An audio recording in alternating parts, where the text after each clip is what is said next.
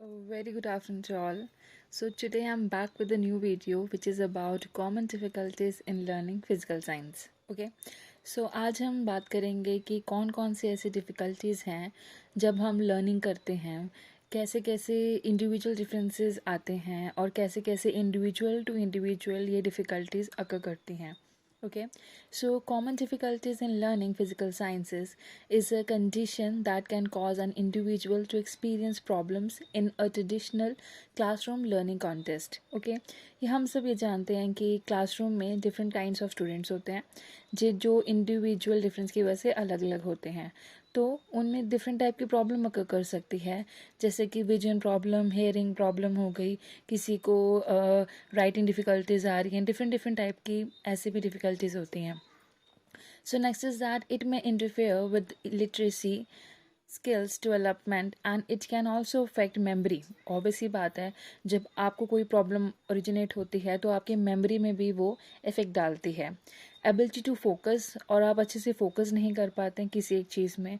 And original skills, जो आपकी जो स्किल्स हैं जिसमें आप बहुत ही ज़्यादा बेहतरीन हैं, टैलेंटेड हैं, वो आप नहीं कर पाते क्योंकि कोई ऐसी डिफ़िकल्टी है या फिर कोई ऐसी प्रॉब्लम है जो उसके रास्ते में आ रही है और जो आपको बहुत ज़्यादा प्रॉब्लम चीज़ों से करवाती है. Next is that a child or adult with a learning difficulty may require additional time to complete assignment in schools and can often benefit from strategy instructions and classroom accommodations such as material delivered in special fonts or the ability to use a computer or to take notes.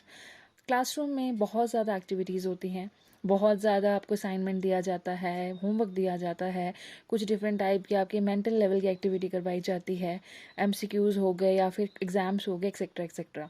सो ये different type के जो classroom activities होती हैं, ये सारे के सारे जब आप नहीं कंप्लीट कर पाते हैं, वो इसलिए नहीं हो पाता क्योंकि आपको कोई चीज़ जो आपका टीचर सिखा रहा है, जो लर्निंग आपको करवाई जा रही है, वो आपके किसी भी पर्सनल रीज़न की वजह से वो चीज़ आपको प्रॉब्लम की तरफ लेके जाती है, जिसकी वजह से आप अपने टास्क कंप्लीट नहीं कर पाते हैं.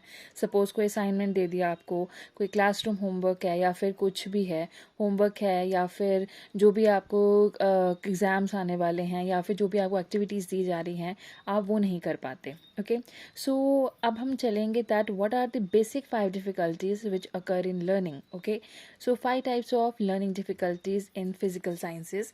ओके, सो इसमें आ जाएगा आपका, फर्स्ट आ जाएगा लर्निंग डिसेबिलिटीज़, अटेंशन डिफिकल्टीज और डिस्ग्राफिया, डिसकैल्कुलिया, डिस्ट्रोरेंजिया. Okay, dyspraxia. अब ये लर्निंग डिफ़िकल्टीज़ जो आ रही हैं वो किस किस वजह से आ रही हैं.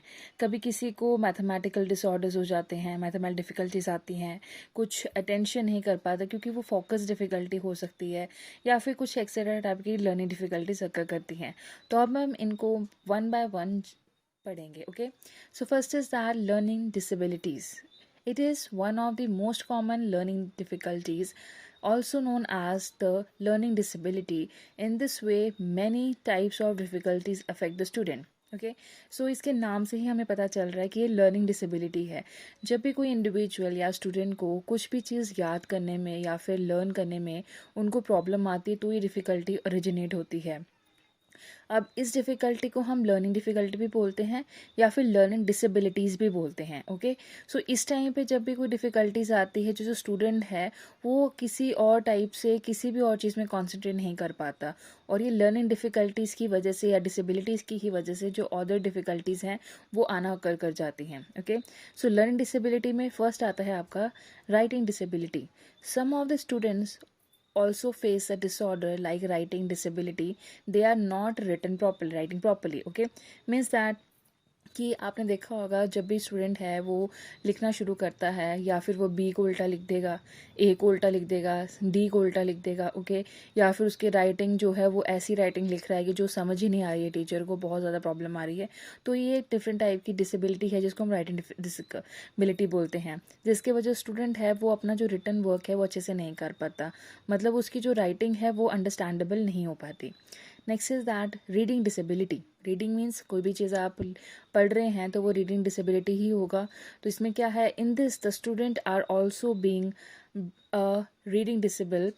they are not able to read properly just because of the individual differences. Okay, individual difference की वजह से हम ये ऑब्वियसली जानते हैं, इंडिविजुअल डिफरेंस की वजह से बहुत ज़्यादा जो डिफ़िकल्टीज़ हैं वो पर्सन टू पर्सन वेरी करती है. Okay, so reading disability means जो उसको डिफ़िकल्ट वर्ड्स हैं वो प्रॉपरली प्रोनाउंस नहीं कर पा रहा है. ओके, या फिर जो डिफ़िकल्ट वर्ड्स, अगर सपोज रीडिंग ही चल रही है क्लासरूम में, तो वो क्या कर रहा है, जो रीडिंग उसका कुछ डिफ़िकल्ट वर्ड्स रख रहे हैं वो उसको स्किप कर दे रहा है.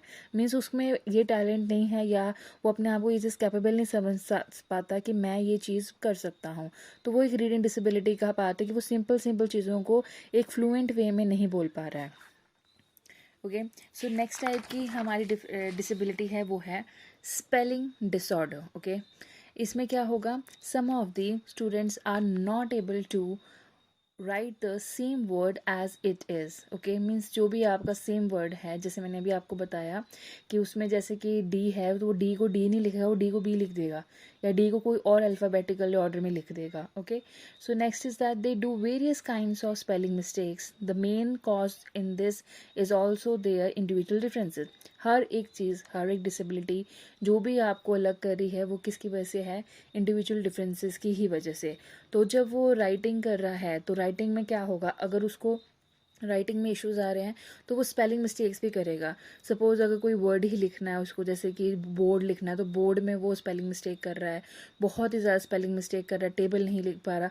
मतलब जो भी ऐसी चीज़ें हैं, जो भी ऐसे स्पेलिंग्स हैं जो उसके लेवल की हैं, वो ईजिली जब नहीं लिख पाता तो हम बोलेंगे कि वो स्पेलिंग डिसऑर्डर अकर कर रहा है. Next is that attention difficulties. Attention, जो चीज़ आपको फोकस करने में प्रॉब्लम ओरिजिनेट करवाती है, आप अटेंटिव होकर कोई चीज़ों को नहीं पढ़ पा रहे हैं. ओके, इसमें है attention difficulties means children with attention defect. Okay, hyper active disorder can have poor influence control, impulse control, be vigilant and produce messy written work. Okay, इसमें क्या होगा कि आपको अटेंशन, जब आप कोई ब्लैक बोर्ड से कोई चीज़ आप उतार रहे हो अपने नोटबुक में, तो आपको कंसंट्रेशन नहीं है कि आपको जो टीचर आगे ब्लैक बोर्ड पे लिखवा रहा है वो क्या लिखवा रहा है. इसकी वजह से क्या होगा कि आपका जो रिटर्न वर्क है उसमें काफ़ी ज़्यादा स्पेलिंग मिस्टेक्स होंगी, काफ़ी ज़्यादा, क्योंकि आपका अटेंशन नहीं है अपने क्लासरूम में, जिसकी वजह से आप स्पेलिंग मिस्टेक्स कर सकते हैं. ओके, इसमें नेक्स्ट है they are often easier to pick out in a classroom than a student who can attention defect disorder without the hyperactivity, as in the case of the latter or learner may not call any attention to themselves. जो learner है वो attentive ही नहीं है class में. Okay, जिसकी वजह से वो डिफरेंट टाइप्स की चीज़ें हैं, मिस्टेक करेगा, उसकी राइटिंग भी ख़राब हो जाएगी, and next is that spelling mistakes होगी, या फिर कोई चीज़ सीक्वेंस में नहीं होगी. मीन्स वो किस लिए हो रहा है, क्यों डिफ़िकल्टीज आ रही है, क्योंकि उसका फोकस नहीं है क्लासरूम में. Next is that dysgraphia.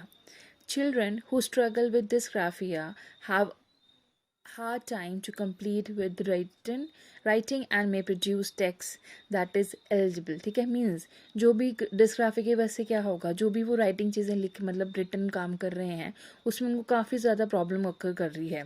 Okay, तो writing can be labour taking a long time to complete and causing frustration and stress. अब राइटिंग जब वो काम कर रहे हैं उनको ऐसा लगता है कि काम करना बहुत बड़ा पहाड़ है. ओके, उनको ऐसा लगता है कि बहुत ही ज़्यादा हमें स्ट्रेस दे रहा है. ऑब्वियसली बात है, कभी कभी जो स्टूडेंट्स होते हैं, अब सपोज अगर उनको होमवर्क मिला है वो आराम से कर लेंगे, और जो बाकी स्टूडेंट है वो नहीं कर पाते, उनको ऐसा लगता है कि काफ़ी स्ट्रेसफुल काम है, ये हमसे नहीं हो पाएगा. So that is only due to reason of dysgraphia. Okay, next इसमें बताया गया है the spatial orientation planning aspect of writing can be particularly. Means ये जो चीज़ें हैं वो एक एस्पेक्ट किस पे बेस्ड हैं, वो हैं राइटिंग पे, कि कोई भी चीज़ अगर आप लिख रहे हो, आपने कोई होमवर्क आपको मिला है, तो आपको वो काफ़ी ज़्यादा स्ट्रेसफुल लगता है, काफ़ी आपको ऐसा लगता है कि बहुत ज़्यादा वर्कलोड है, तो ये इसमें एक एग्जाम्पल हो सकता है. Next is that dyscalculia. Okay, so an appear to dyslexia and dysgraphia, which are both language-based learning difficulties, learning disabilities. Here, dysgraphia is a motor skill difficulty that can also impact an academic success. Okay, वो काफ़ी ज़्यादा हमारे academic success को भी impact कर सकती है.